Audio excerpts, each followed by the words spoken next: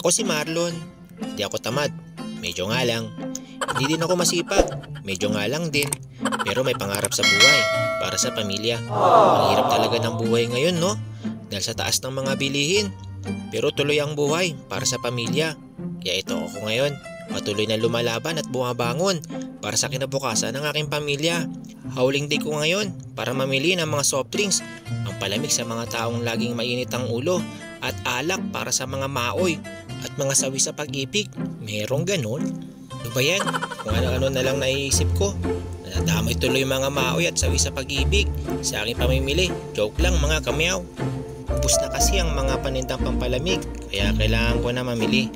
Ito kasi yung araw ko na wala akong pasok sa trabaho. Kaya ito na rin yung magandang pagkakataon para tulungan si Mrs. sa tindahan. Baka kasi maging wrestler si Mrs. Kabubuhat ng mga soft drinks at alak na itinitinda niya.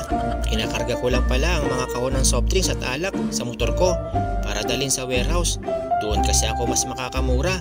Liwanagin ko lang mga kamyaw, hindi mura na bad words ha. Ang ibig kong sabihin kung saan ako makakakuha ng mas mababang presyo. Mas mainam kasi mamili dito kasi lahat ng uri ng soft drinks o kahit anong inumin, hindi sila nauubusan. Hindi tulad sa iba, namumuti na ang mata ko. Kaya hintay, wala pang order ko. Kaya sinasadya ko na lang dito. Kaya kahit maputik at lubak-lubak ang daan, dinadayo ng mga tulad ko na nagtitindahan.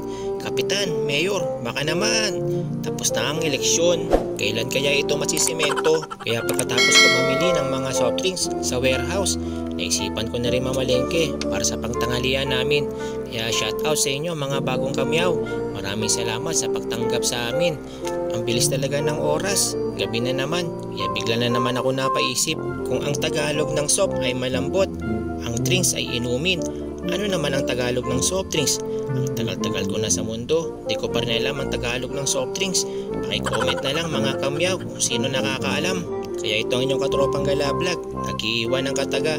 Kapag ikaw ay nagmahal, siguraduhin mo na siya na mismo at walang kasalo. Salamat sa panonood. Meow!